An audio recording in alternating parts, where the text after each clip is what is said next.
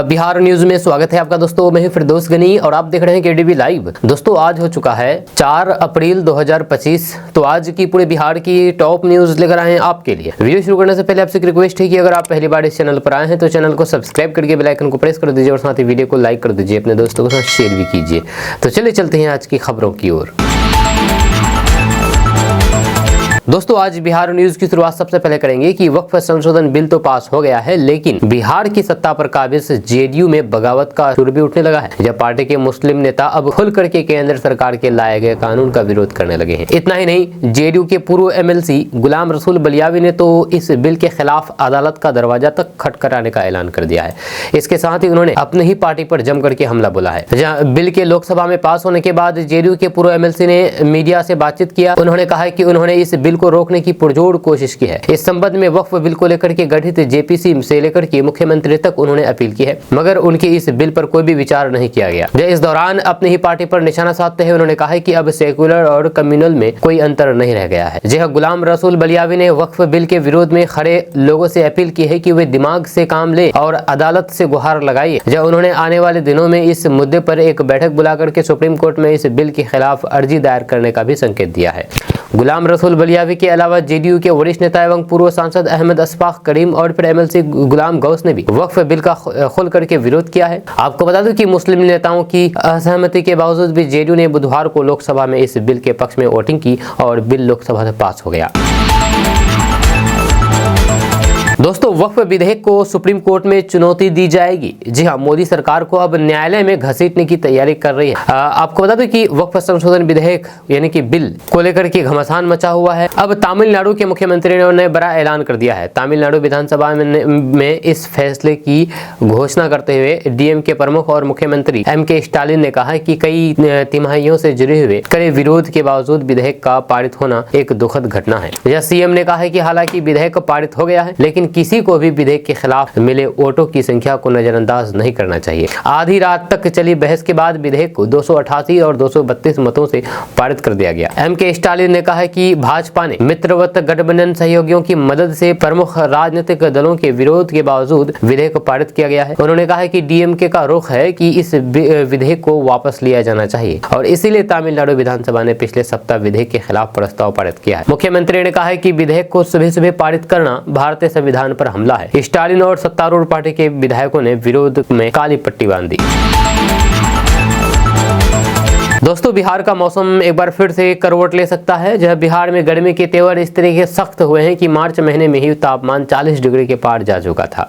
जहां इन दिनों 35 डिग्री से अधिक तापमान अधिकतर जिलों में दर्ज किया जा रहा है। जहां इधर मौसम विभाग ने जानकारी दी है कि बिहार के कई जिलों का तापमान सामान्य से अधिक होने वाला है, जबकि कई जिलों में वज्रपात की संभावना है। जब बिहार में बारिश के साथ ही तेज हवा चलने की भी आसार है। जहाँ बिहार मौसम सेवा केंद्र के पूर्वानुमान के अनुसार बिहार के कई जिलों में पारा चढ़ने वाला है। कल तक बिहार के जहानाबाद, नालंदा, शेखपुरा, मुंगेर, गया, नवादा, जमुई और बांका जिले के भागों में सामान्य से अधिक तापमान रहने की संभावना है। अगले 24 घंटे के अंदर बिहार के दक्षिण पश्चिम भाग के जिलों कैमूर, रोहतास, औरंगाबाद और बक्सर के कई हिस्सों में मेघ गर्जन के साथ बेहद हल्की बारिश होने की संभावना है। वहीं पर मौसम विभाग के अनुसार बिहार के 20 जिलों में मौसम करवट लेगा। वज्रपात और फिर मेघ गर्जन के अलावा झोंके के साथ तेज हवा चलने की संभावना है। कोसी सीमांचल के जिलों सुपौल, अररिया, किशनगंज, कटिहार, मधेपुरा, पूर्णिया, सहरसा समेत खगड़िया, पटना, बेगूसराय, भागलपुर, मुंगेर, बांका, जमुई, लखीसराय, शेखपुरा, नालंदा, जहानाबाद, गया, नवादा में मौसम में ये बदलाव देखा जा सकता है।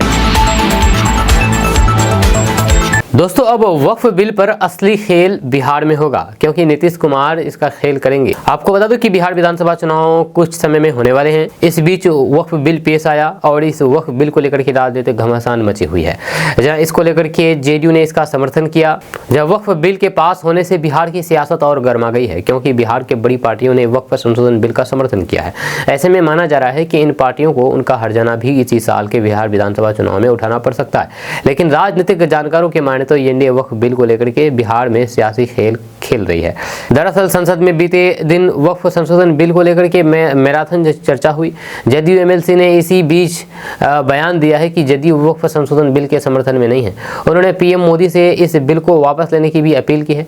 जेडीयू एमएलसी से दावा किया गया है कि वक्फ संशोधन बिल में कई भी गलतियां हैं। वहीं पर गुलाम गौस के बयान को निजी बयान दर्शाते हुए सीएम नीतीश कुमार ने बिल के समर्थन में पत्र जारी कर दिया। इसके साथ ही लोक जनशक्ति पार्टी रामविलास के अध्यक्ष और फिर केंद्रीय मंत्री चिराग पासवान ने भी इस विधेयक को समर्थन दिया है। ऐसे में विपक्ष को बड़ा झटका लगा है। दरअसल वक्फ संशोधन बिल को लेकर के भाजपा ने अपने गठबंधन सहयोगियों के समर्थन पर भरोसा जताया है। हालांकि टीडीपी और फिर जेडीयू के रुख को लेकर के कुछ संशय था, लेकिन बिहार एनडीए ने एकजुट होकर के समर्थन दिया है। दोस्तों, बीते दिन वक्फ बिल 2024 पर कई घंटे के हंगामे के बाद देर रात को लोकसभा में इसे हरी झंडी दे दी गई है। वक्फ बिल पास होने के बाद भी विपक्ष की नाराजगी बरकरार है। इसका असर बिहार में भी देखने को मिल रहा है। बिहार कांग्रेस के प्रदेश अध्यक्ष राजेश कुमार ने वक्फ बिल पर बात करते हुए सीएम नीतीश कुमार और फिर केंद्रीय मंत्री चिराग पासवान पर निशाना साधा है। जब मीडिया से बातचीत करने के दौरान राजेश कुमार ने कहा कि वक्फ बिल अल्पसंख्यकों के खिलाफ है। यही नहीं, उन्होंने बिहार के मुख्यमंत्री नीतीश कुमार और केंद्रीय मंत्री चिराग पासवान को भी आड़े हाथों लिया है। राजेश कुमार का कहना है कि नीतीश और चिराग पासवान खुद को धर्मनिरपेक्ष कहते हैं। जब उसने उनसे जरा पूछे कि अल्पसंख्यकों का वोट लिया और फिर उन्हीं की पीठ में छुरा घोंप दिया। वहीं पर जब राजेश कुमार से पूछा गया है कि आगामी विधानसभा चुनाव में इंडिया गठबंधन का मुख्यमंत्री चेहरा कौन होगा, इस पर चुप्पी तोड़ते हुए उन्होंने सवाल को सत्ता पक्ष की तरफ मोड़ दिया है। राजेश कुमार ने कहा है कि पहले एनडीए के लोगों से पूछे कि उनका चेहरा कौन होगा। जब पहले उनसे जवाब मांगे, उसके बाद हम लोग बताएंगे। दोस्तों, बीती रात लोकसभा में वक्फ संशोधन विधेयक पर चर्चा करने के दौरान एआईएमआईएम नेता असदुद्दीन ओवैसी ने बिल की कॉपी फाड़ करके विरोध दर्ज किया है। इसको लेकर के बवाल मचा हुआ है। जब संसदीय परंपरा में ऐसी घटनाएं कम ही देखने को मिली है। ये संसदीय मर्यादा और फिर नियमों के उल्लंघन के सवाल से जुड़ा हुआ मसला भी है। जहाँ लोकसभा में अपने भाषण के दौरान असदुद्दीन ओवैसी ने इस बिल को असंवैधानिक करार देते हुए कहा कि मैं गांधी की तरह इस बिल को फाड़ता हूँ। ये मुसलमानों के साथ अन्याय है। अब सवाल ये उठता है कि क्या असदुद्दीन ओवैसी का ये तरीका संसद के नियमों के खिलाफ है और क्या उनके खिलाफ कोई भी कार्रवाई की जा सकती है। आपको बता दें कि वैसे संसद और विधानसभा में बिल की कॉपी फाड़ने की ये पहली घटना नहीं है। जहां संसदीय इतिहास में ऐसे कई उदाहरण हैं जब सांसदों ने इस तरह से अपना विरोध जताया है, बिल को फाड़ा है। जब 16 दिसंबर 2019 को नागरिकता संशोधन यानी कि सीएए पर चर्चा के दौरान खुद ओवैसी ने इस बिल की कॉपी को फाड़ी थी। तब उन्होंने कहा था कि ये बिल संविधान के मूल ढांचों के खिलाफ है। इससे पहले 2011 में लोकपाल बिल पर चर्चा करने के दौरान आरजेडी सांसद राजनीति प्रसाद ने सरकार के खिलाफ अपना गुस्सा जाहिर करने के लिए राज्यसभा में बिल की कॉपी को फाड़ी थी। इसी तरह 2001 में तत्कालीन सांसद शरद यादव ने विरोध में महिला आरक्षण बिल की कॉपी फाड़ी थी। इन घटनाओं से पता चलता है कि संसद में समय समय पर इस तरह के विरोध प्रदर्शन होते रहते हैं। हालांकि ये हमेशा विवाद का विषय बन जाता है। जहां वक्फ बिल पर वहीं पर असदुद्दीन ओवैसी ने वक्फ संशोधन बिल को मुस्लिम समुदाय के अधिकारों पर हमला बताया है। उन्होंने कहा है कि ये बिल संविधान के अनुच्छेद 25 और फिर 26 का उल्लंघन करता है, जो धार्मिक स्वतंत्रता की गारंटी देता है। जब उसके अनुसार वक्फ बिल में प्रस्तावित बदलाव जैसे कि वक्फ बोर्ड में गैर मुस्लिम सदस्यों को शामिल करना और संपत्ति विवादों में उच्च न्यायालय की भूमिका बढ़ाना मुस्लिम धार्मिक संस्थानों की स्वायत्तता को कमजोर करता है। दोस्तों, वक्फ बिल पास हो गया है। अब वक्फ बिल को लेकर के चर्चाएं तेज हो चुकी है। इसमें इस वक्फ बिल को पास होने में लोकसभा से 288 वोट मिले पास करने में और इसके विपक्ष में 232 वोट मिले। इस विधेयक यानी कि इस बिल के पास होने से अब वक्फ के कई प्रकार की मनमानी पर रोक लगेगी। इसमें हुए महत्वपूर्ण संशोधन में पहला है कि किसी भी आदिवासी की भूमि को वक्फ भूमि घोषित नहीं किया जा सकेगा।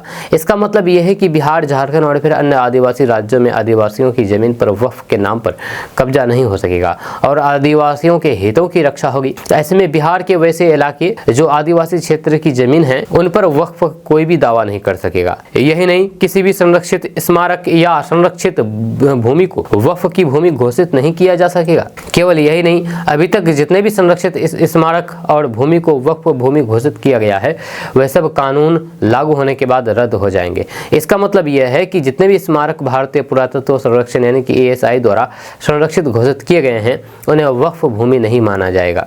देश भर में करीब करीब 200 ऐसे स्मारक हैं जिन पर वक्फ ने दावा किया है।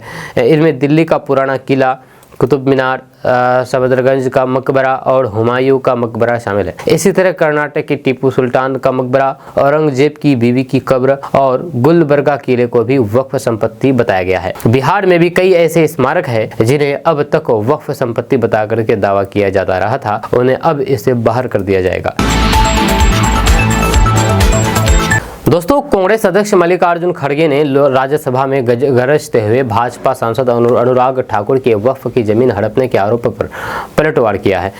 मल्लिकार्जुन खड़गे ने कहा कि ये भाजपा वाले जो भी आरोप लगा रहे हैं उसे साबित करें, मैं झुकूंगा नहीं। उन्होंने आगे कहा कि अगर आरोप साबित हो गए तो मैं इस्तीफा दे दूंगा। मल्लिकार्जुन खड़गे ने कहा कि अगर मेरे पास वक्फ की एक इंच भी जमीन है तो साबित करे। उन्होंने ये भी आरोप लगाने के लिए सदन के नेता से माफी मांगने की भी मांग की है। कांग्रेस पार्टी के राष्ट्रीय अध्यक्ष मल्लिकार्जुन खड़गे ने कहा कि अनुराग ठाकुर ने लोकसभा में जो कहा है वह गलत है, उन्हें माफी मांगनी चाहिए। मेरे पास वक्फ की एक इंच भी जमीन नहीं है, मैं इस्तीफा दे दूंगा। यहाँ मल्लिकार्जुन खड़गे ने भाजपा सांसद अनुराग ठाकुर द्वारा लगाए गए आरोपों पर पलटवार करते हुए कहा कि अगर मेरे खिलाफ लगाए गए आरोप साबित हो गए तो मैं इस्तीफा दे दूंगा। भाजपा वाले मुझे डराना चाहते हैं, मैं बिल्कुल भी नहीं झुकूंगा। मैंने आज तक किसी से एक इंच भी नहीं जमीन नहीं लिया है। उन्होंने कहा कि अगर अनुराग ठाकुर लगाए गए आरोपों को साबित नहीं कर पाते हैं तो उन्हें इस्तीफा दे देना चाहिए, और अगर मेरे खिलाफ आरोप साबित हो जाते हैं तो मैं इस्तीफा दे दूंगा। दोस्तों, वक्फ बिल को लेकर के तेजस्वी यादव ने बड़ा बयान दिया है। तेजस्वी यादव ने सीधे कह दिया है कि बिहार में खुद को सेकुलर नेता बताने वाले का पर्दाफाश हो गया है। साथ ही सेकुलर पार्टी की सच्चाई भी सामने आ गई है। तेजस्वी यादव ने बताया है कि हम लोगों ने वक्फ बोर्ड संशोधन बिल का दोनों सदनों में कड़ा विरोध किया, लेकिन कुछ सेकुलर पार्टियां और सेकुलर नेताओं का पर्दाफाश हुआ है। जिन लोगों ने बिल का समर्थन किया उनको बिहार का जनता मुंहतोड़ जवाब देगी। वक्फ बिल को लेकर के जदयू में मतभेद को लेकर के तेजस्वी यादव ने तंज कसा है। उन्होंने कहा है कि अभी जो इस पार्टी को चला रहे हैं वो भाजपा वाले हो गए हैं। मैं तो कहूंगा कि जो समाजवादी इस पार्टी में बचे हैं उन्हें इसको लेकर के कड़ा स्टैंड लेना चाहिए। आपको बता दूं कि बिहार में 17% मुसलमानों की आबादी है, जिनमें एक बड़ा तबका जदयू को समर्थन करता रहा है। ऐसे में इस साल के अंत में होने वाले बिहार विधानसभा चुनाव में वक्फ संशोधन बिल एक बड़ा मुद्दा बन सकती है। दोस्तों, बिहार में विधानसभा चुनाव से पहले सीएम नीतीश कुमार बिहार के युवाओं को नौकरी की सौगात दे रहे हैं। जब बिहार के कई विभागों में नौकरियां निकाली जा रही है, इसी बीच बिहार स्वास्थ्य विभाग में एक भी बड़ी बहाली निकाली जा रही है। इसके साथ ही बिहार में 18 नए मेडिकल कॉलेजों के खोलने के क्षेत्र में भी तेजी से काम किया जा रहा है। इसका ऐलान खुद स्वास्थ्य मंत्री मंगल पांडे ने किया है। उन्होंने कहा है कि बिहार में 18 नए मेडिकल कॉलेज बनाए जाएंगे। दरअसल बिहार के स्वास्थ्य मंत्री मंगल पांडे ने बिहार में चिकित्सा शिक्षा के विस्तार को लेकर के बड़ा ऐलान कर दिया है। उन्होंने कहा है कि अगले 4-5 वर्षों में राज्य में 18 नए मेडिकल कॉलेज खोले जाएंगे। इसमें 5 निजी और 13 सरकारी कॉलेज शामिल होंगे। इससे बिहार में मेडिकल कॉलेजों की कुल संख्या 42 हो जाएगी। इन कॉलेजों की सुचारू संचालन के लिए बिहार स्वास्थ्य विज्ञान विश्वविद्यालय की स्थापना की गई है। वहीं पर स्वास्थ्य मंत्री मंगल पांडे ने बताया है कि 2005 तक बिहार में मात्र 9 मेडिकल कॉलेज थे, लेकिन पिछले 20 वर्षों में ये संख्या बढ़ करके 24 हो गई है। उन्होंने नालंदा मेडिकल कॉलेज के सभागार को अत्याधुनिक सुविधाओं से लैस करने के लिए 4.5 करोड़ रुपए खर्च करने की घोषणा भी की है। मंत्री ने कहा है कि एनडीए सरकार स्वास्थ्य और फिर समृद्ध बिहार बनाने के लिए प्रतिबद्ध है। बिहार नियमित टीकाकरण और फिर सरकारी अस्पतालों में दवाइयों की उपलब्धता के मामले में देश में पहले स्थान पर है। उन्होंने बताया है कि प्रधानमंत्री और मुख्यमंत्री आयुष्मान योजना के तहत पिछले वर्ष मरीजों को 1000 करोड़ रुपए का लाभ दिया गया।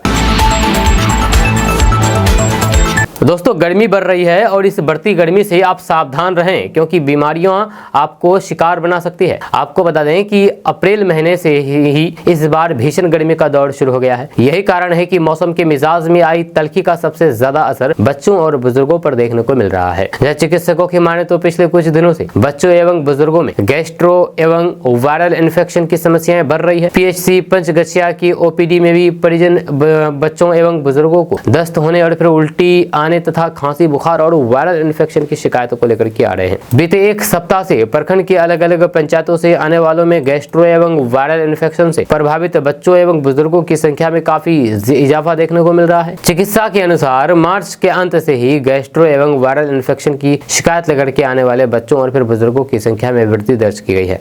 इनमें दस्त, उल्टी और फिर पेट दर्द तथा सर्दी, खांसी, बुखार जैसे लक्षण पाए जा रहे हैं। ओपीडी में प्रतिदिन यानी कि रोज 2 दर्जन से ज्यादा ऐसे मामले सामने आ रहे हैं। ये बीमारियां गर्मी की वजह से बढ़ रही है। वहीं पर चिकित्सा के अनुसार इस तरह के मामलों में बच्चों एवं बुजुर्गों को रिकवरी के लिए 4 से 5 दिन का समय लग जाता है, जब कुछ मरीजों को सप्ताह भर भी लगता है, या समय पर इलाज नहीं मिलने पर गंभीर परिणाम भी हो सकते हैं।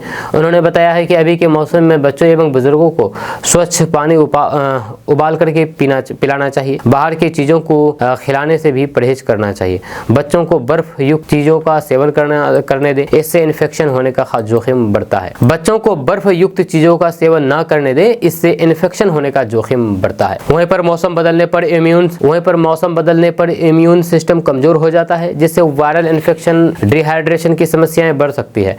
इससे बचने के लिए पर्याप्त पानी पिएं और फिर ताजे फल सब्जियां खा करके अपनी इम्यूनिटी मजबूत बनाए रखें।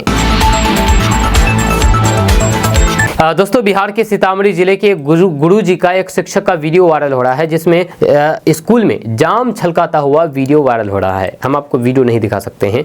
आपको बता दूं कि बिहार के सीतामढ़ी जिले के गांधी उच्च विद्यालय में एक अनुशासनहीन गतिविधियों का मामला सामने आया है। यह शिक्षक बरकत अली का एक वीडियो और तस्वीर सोशल मीडिया पर वायरल हुई है, जिनमें वे विद्यालय परिसर में शराब पीते हुए दिखाई दे रहे हैं। मामला सामने आते ही शिक्षा विभाग ने तत्काल कार्रवाई करते हुए शिक्षक को निलंबित कर दिया है।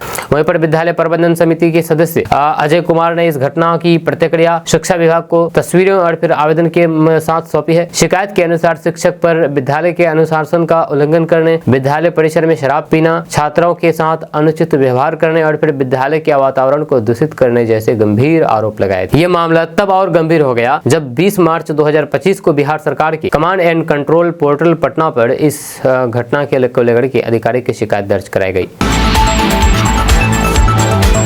दोस्तों, बिहार और झारखंड राज्य में भी हेलीकॉप्टर की सेवाएं शुरू होने जा रही है। ये अच्छी बात यह है कि बिहार के ही युवा एवं उद्यमी इस सेवा का संचालन करते हुए नजर आएंगे। जी हाँ, अब आपको कहीं भी आना जाना करना हो तो आप उस स्थान से सीधा हेलीकॉप्टर बुक कर सकते हैं।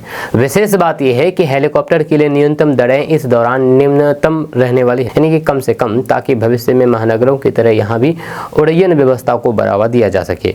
इन यात्राओं के लिए दरें प्रति घंटे के हिसाब से निर्धारित की जाएगी। जानकारी के मुताबिक शुरुआत में शादी समारोह, पार्टियां या फिर आपात सेवाओं के लिए इन हेलीकॉप्टरों की उपलब्धता होगी, जिसके बाद में एयर एम्बुलेंस या फिर अन्य खास आयोजनों के लिए भी आप यहां से हेलीकॉप्टर किराए पर ले सकते हैं। आपको बता दूं कि आजकल खास समारोह के आयोजन के लिए हेलीकॉप्टर का चयन काफ़ी तेजी से बढ़ रहा है। अब तक इसके लिए बिहार के बाहर स्थित एजेंसियों की मदद ली जा रही थी, लेकिन अब इस दिशा में बदलाव होने जा रहा है और लोग यहीं से इस सेवा का लाभ ले सकेंगे। केवल यही नहीं, राजनीतिक कार्यक्रम और फिर चुनाव के दौरान तो इन हेलीकॉप्टरों का उपयोग और भी धड़ल्ले से होता है। ऐसे में काफ़ी लोगों को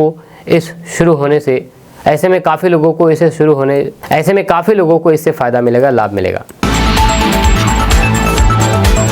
दोस्तों, बिहार बोर्ड 10वीं 12वीं कॉपी रीचेकिंग के लिए रजिस्ट्रेशन शुरू हो गया है। आपको बता दें कि बिहार विद्यालय परीक्षा समिति यानी कि बीएसईबी ने 10वीं 12वीं परीक्षा के नतीजे 25 और फिर 31 मार्च को जारी किए थे। इस परीक्षा में आए नंबरों से जो स्टूडेंट संतुष्ट नहीं हैं वे अपनी कॉपी को रीचेकिंग करवा सकते हैं। बिहार बोर्ड ने कॉपी रीचेकिंग के लिए आवेदन के लिए एप्लीकेशन फॉर्म जारी किया गया है, लेकिन अप्लाई 4 अप्रैल से कर सकते हैं। एप्लीकेशन फॉर्म intermediate.bseb.security.com/login पर जाकर के अप्लाई कर सकते हैं। इस संबंध में बिहार बोर्ड ने नोटिफिकेशन जारी कर दिया है। बीएसईबी ने एक्स पर जानकारी शेयर की है। स्क्रूटनी के लिए आवेदन करने वाले उम्मीदवारों को 120 रुपये प्रति कॉपी देना होगा। जहां उत्तर पुस्तिका की स्क्रूटनी के लिए ऑनलाइन आवेदन करने के लिए वेबसाइट पर मौजूद लिंक पर क्लिक करना होगा। दोस्तों, असदुद्दीन ओवैसी का एक वीडियो इस समय सोशल मीडिया पर जमकर के वायरल हो रहा है, जिसमें वे नीतीश कुमार, जयंत चौधरी, चंद्रबाबू नायडू और चिराग पासवान को खुलेआम चुनौती और धमकी देते हुए दिख रहे हैं। वीडियो में वे कह रहे हैं कि नीतीश कुमार, जयंत चौधरी, चंद्रबाबू नायडू और चिराग पासवान, याद रखो, हम कभी भी तुम्हारी इस चीज को माफ नहीं करेंगे। तुम जो हमारी शरीयत पर हमला करने की इजाजत बीजेपी को दे रहे हो, हम कभी भी माफ नहीं करेंगे। असदुद्दीन ओवैसी के इस बयान को बिहार चुनाव से जोड़ करके देखा जा रहा है, क्योंकि अगले 5-6 महीने में ही के अंदर ही बिहार में विधानसभा चुनाव होना है। वक्फ बिल को लेकर के आरजेडी अपना हथियार बनाने में जुट गई है। अब असदुद्दीन ओवैसी इसको लेकर के एनडीए गठबंधन को सबक सिखाने की तैयारी में है। असदुद्दीन ओवैसी ने नीतीश कुमार, चंद्रबाबू नायडू, जयंत चौधरी और फिर चिराग पासवान को खुली चुनौती दी है। उन्होंने कहा है कि ये नेता केंद्र सरकार में अपने संख्या बल के आधार पर काफी दमखम रखते हैं। ये अगर चाहे तो फिर संसद में वक्फ बिल को पास होने से रोक सकते हैं। अगर ये सभी अल्पसंख्यकों के हितैषी हैं, उन्हें संसद में बिल का विरोध करना चाहिए, उसे पारित होने से रोकना चाहिए। दोस्तों, बिहार के पथ निर्माण मंत्री नितिन नवीन ने कहा है कि बिहार में 3500 से अधिक छोटे बड़े पुलों की वास्तविक स्थिति और रखरखाव की सटीक निगरानी के लिए उनके हेल्थ कार्ड बनाई जाएंगी। नितिन नवीन ने यहां उनकी अध्यक्षता में पुल रखरखाव नीति 2025 को लेकर के हुई बैठक में बताया है कि पुलों के रखरखाव की नीति अपने अंतिम चरण में है। उन्होंने नई नीति से संबंधित बचे हुए कार्यों को जल्द पूरा करते हुए इसे जल्द मंत्रिमंडल में भेजने का निर्देश देते हुए कहा है कि इस नीति का मुख्य उद्देश्य ससमय पुलों का रखरखाव और फिर मजबूतीकरण पर ध्यान देना है। इसके लिए हर महीने पुलों की रियल टाइम निगरानी की योजना प्रस्तावित है। मंत्री ने बताया है कि बिहार में 3500 से अधिक छोटे बड़े पुल हैं।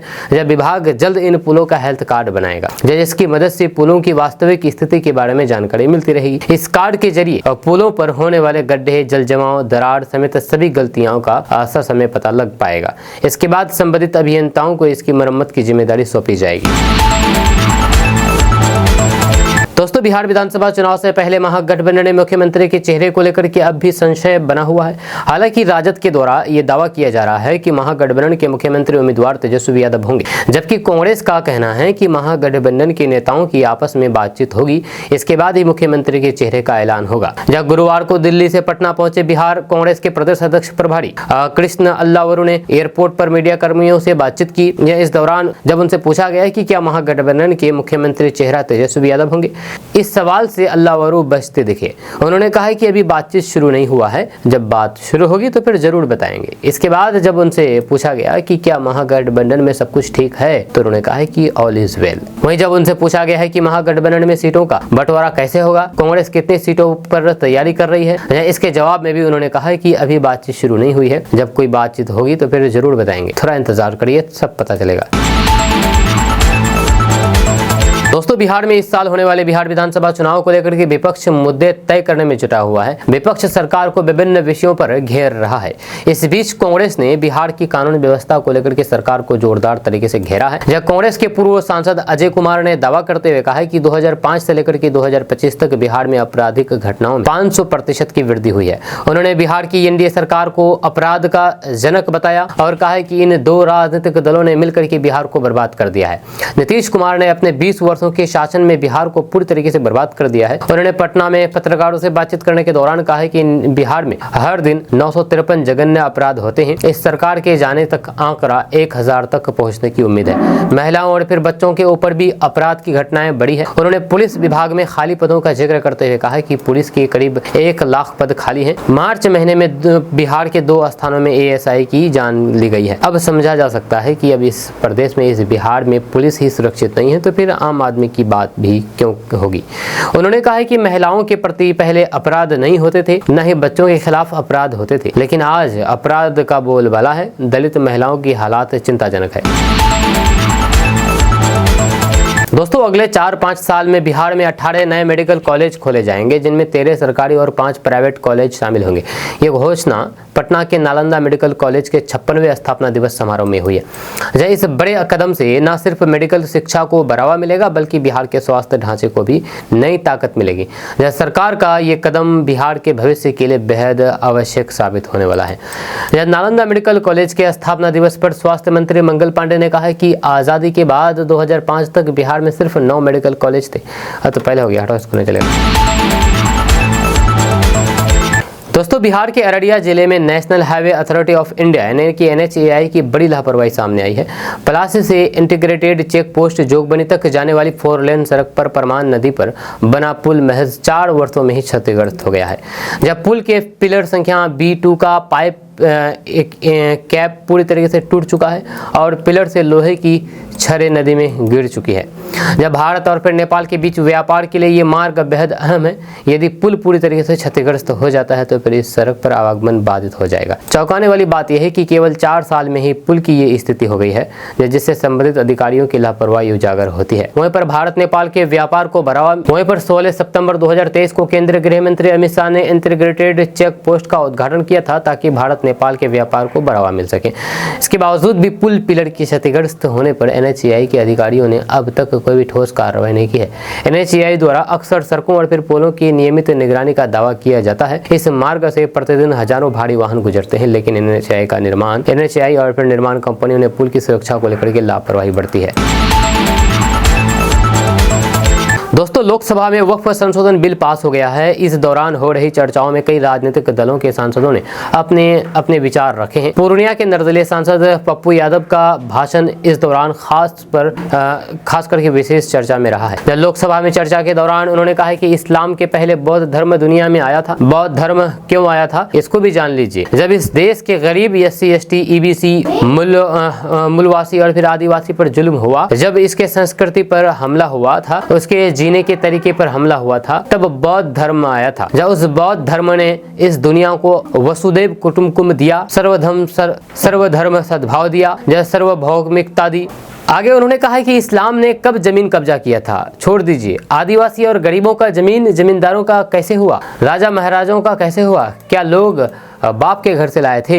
कहां से लाए थे? कहां की उन्होंने अंग्रेजों की दलाली की। जमींदारों ने अपने परिवार को फायदा पहुंचाया, गरीबों का जमीन इनको किसने दिया? हालांकि पप्पू यादव खुद अपने ही बयान देकर के फंस गए हैं। पप्पू यादव ने कहा है कि हमारे पास केंद्र सरकार से ज्यादा पैसा है, 9000 बीघा जमीन हमने गरीबों में बांट दिया है। इतना जमीन मोदी के बाबू को नहीं था। पप्पू यादव ने दावा किया है कि कोरोना के समय जब प्रधानमंत्री के PA को दवा नहीं मिल रही थी तो मैंने दवा पहुंचाई थी। उन्होंने कहा कि मेरे सामने मोदी की क्या औकात है। यही नहीं, पप्पू यादव ने लोगों के बीच कहा कि मैं पूरे देश का इलाज अकेले कराता हूं। औकात है मोदी की इलाज कराने की। पूरे कोरोना में हर गरीब के घर घर अकेले पैसा पहुंचाया है। पप्पू यादव को औकात थी तो फिर वो पूरे देश के जितने भी गरीब थे जिनको 2-2 हजार रुपए मैंने दिया, किसी और की औकात है कि ये सब करने की? पूरे कोरोना में मैंने 7 करोड़ रुपए की रेमडेसिविर ला करके लोगों के बीच बांटा था। दोस्तों, वक्फ संशोधन बिल के संसद में पेश होने के बाद बिहार में पुलिस अलर्ट मोड पर आ गई है। लोकसभा में पारित होने के बाद ये बिल राज्यसभा में पेश किया गया। जब संसद के दोनों सदनों के पास होने के बाद बिहार में शांति व्यवस्था बनाए रखने को लेकर के पुलिस मुख्यालय की ओर से अलर्ट जारी कर दिया गया है। इसमें सभी जोन के IG, DIG, SSP और सभी जिलों के SP को उचित कदम उठाने का निर्देश दिया गया है। वक्फ बिल को लेकर के राज्य में किसी तरीके का बवाल न हो, इसका पूरा ख्याल रखने को कहा गया है। वहीं पर ADG law and order Pankaj दरार ने सभी जिलों को पत्र लिखकर के अलर्ट रहने के निर्देश दिए हैं। बिहार पुलिस बुधवार को ही सचेत है, जहां सोशल मीडिया से लेकर के सड़क तक निगरानी रखी जा रही है। बिहार के प्रमुख शहरों और फिर कस्बों के संवेदनशील इलाकों में पुलिस गश्ती करती नजर आ रही है। कई जगहों पर सादे लिबास में भी पुलिसकर्मी तैनात किए गए हैं। आशंका जताई गई है कि संसद के दोनों सदनों से पारित होने के बाद वक्फ बिल के खिलाफ प्रदर्शन हो सकते हैं। ऐसे में कानून एवं शांति व्यवस्था न बिगड़े, इसलिए पुलिस एहतियात बरत रही है। दूसरी ओर सोशल मीडिया पर भी वक्फ बिल पर चर्चा की जा रही है। ऐसे में पुलिस की साइबर सेल पूरी तरीके से एक्टिव है। विभिन्न सोशल मीडिया प्लेटफॉर्म पर पैनी नजर रखी जा रही है, जहाँ किसी तरीके की भड़काऊ पोस्ट किए जाने का या फिर अफवाह फैलाने वालों के खिलाफ सख्ती से निपटा जाएगा। दोस्तों, भाजपा के 75वें स्थापना दिवस पर कई चुनावी अभियान का भी आगाज होगा। स्थापना दिवस पर 6 अप्रैल से बूथ से लेकर के प्रदेश स्तर तक बीजेपी पखवाड़ा मनाएगी। बीजेपी प्रदेश अध्यक्ष दिलीप जायसवाल ने पार्टी प्रदेश मुख्यालय में गुरुवार को प्रेस कॉन्फ्रेंस करके ये जानकारी दी है। उन्होंने कहा है कि पार्टी के विधायक, सांसद सहित सभी सीनियर नेता 10 से 12 अप्रैल तक गांव-गांव जाएंगे, जहां चलो गांव की ओर अभियान चलेगा। प्रदेश संगठन से जुड़े हुए सवाल पर उन्होंने कहा है कि जल्द प्रदेश कार्य समिति बनेगी। हालांकि उन्होंने कोई भी समय सीमा नहीं बताए हैं। इस दौरान डॉक्टर दिलीप कुमार जायसवाल ने वक्फ बिल पर विपक्ष को घेरा है। उन्होंने कहा है कि लालू के बगैर तेजस्वी की कोई पहचान नहीं है। चांदी का चम्मच लेकर के तेजस्वी यादव पैदा हुए हैं। मेरे पिता कुछ नहीं थे, इसके बाद भी बीजेपी ने मुझे प्रदेश अध्यक्ष बनाया है। भाजपा प्रदेश अध्यक्ष डॉक्टर दिलीप कुमार जायसवाल ने कहा है कि वक्फ का प्रबंधन अब बेहतर ढंग से होगा। जो पैसा पहले कुछ लोगों के पॉकेट में जाता था वह अब नहीं होगा। जब पहले इसमें पारदर्शिता नहीं थी, लेकिन अब हो गई। अब संशोधन के बाद इसमें इजाफा होगा। 12,000 करोड़ से ज्यादा राजस्व मिलेगा, जिसका फायदा मुस्लिम समाज के लोगों को होगा। 2019 में वक्फ की आय 166 करोड़ थी, जो 2023-24 में घट करके सिर्फ 14 करोड़ रह गई। राज्यपाल आरिफ मोहम्मद खान ने वक्फ संशोधन विधेयक का समर्थन किया है। साथ ही साथ वक्फ बोर्ड के कार्यों पर सवाल उठाया है। उन्होंने कहा है कि वक्फ बोर्ड मंत्री रहते मुकदमे के अलावा कुछ ना देखा था, जहाँ कोई काम नहीं होता था वहाँ। उन्होंने मीडिया से कहा है कि साल 1986 में मुस्लिम वीमेंस प्रोटेक्शन एक्ट पास हुआ था। इसमें प्रावधान था कि यदि तलाकशुदा महिला की देख रेख करने वाला कोई ना हो तो उसे वक्फ बोर्ड महानता भत्ता देगा। इसके 2 साल बाद संसद में प्रश्न किया कि तलाकशुदा महिलाओं को भत्ता देने के लिए कितनी राशि का प्रावधान किया गया। जवाब आया कि किसी को एक पैसा नहीं दिया गया। तो फिर पैसा कहाँ गया? बोर्ड की इतनी संपत्ति, फिर भी भत्ता, वेतन तक देने को पैसा नहीं है, या कहीं ना कहीं गड़बड़ है, या ऐसे में सुधार बहुत जरूरी है। या इसमें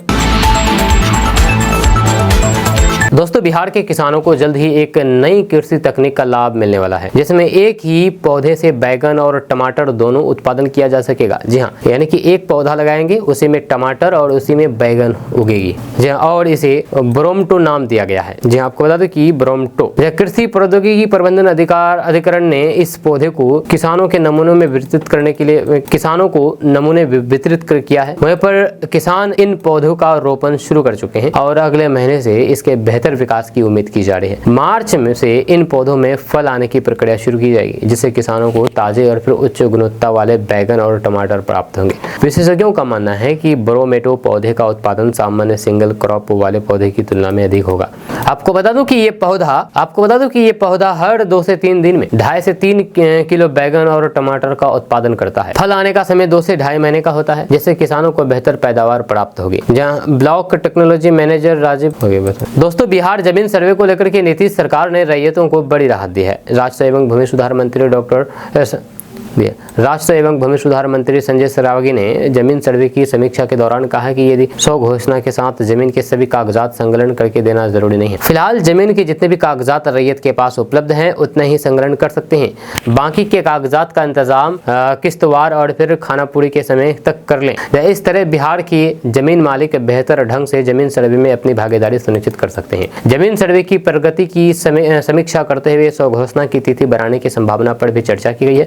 तिथि बढ़ाने में आने वाले तकनीकों और फिर विधिक कठिनाइयों पर भी विचार किया गया है। अब तक बिहार में करीब 84 लाख लोग 100 घोषणा कर चुके हैं, जिसकी समय सीमा एक बार बढ़ाई जा चुकी है। बिहार में जमीन सर्वे का काम दिसंबर 2026 तक पूरा होगा। रैयतों के लिए 100 घोषणा का समय सीमा 31 मार्च तक तय की गई थी। दोस्तों, अभी हम आपको बिहार के एक ऐसे गांव के बारे में बताने जा रहे हैं जहां पर दहेज लेना अपराध है। आपको बता दें कि बिहार के बगहा जिले का गोबरहिया थाना क्षेत्र इस प्रथा से पूरी तरीके से मुक्त है और एक अनूठी मिसाल पेश कर रहा है। इस क्षेत्र में अब तक दहेज उत्पीड़न से जुड़ा हुआ एक भी मामला दर्ज नहीं हुआ है। इस बदलाव का श्रेय यहाँ की थारू जनजाति को जाता है, जो कि अपने कठोर सामाजिक नियमों और फिर परंपराओं के चलते दहेज प्रथा को पूरी तरीके से नकारती है। यहाँ पर विवाह को एक पवित्र सामाजिक बंधन माना जाता है, जिसमें लेन देन की कोई भी गुंजाइश नहीं है। वहीं पर गोबरहिया थाना क्षेत्र में इसमें अधिकांश जनसंख्या थारू जनजाति की है। ये समुदाय अपनी पारंपरिक मान्यताओं का कड़ाई से पालन करता है, जिसमें दहेज जैसी कुप्रथाओं के लिए कोई भी स्थान नहीं है, कोई जगह नहीं है। इस समाज में यदि कोई व्यक्ति दहेज लेने या फिर देने की कोशिश करता है तो उसे समाज द्वारा पूरी तरीके से बहिष्कृत कर दिया जाता है। मतलब दहेज लेने देने वाले परिवारों को समाज में तिरस्कार झेलना पड़ता है, जिससे ये कुप्रथा समाप्त हो गई है। इससे क्या हुआ कि इलाके में आपसी सौहार्द और फिर शांति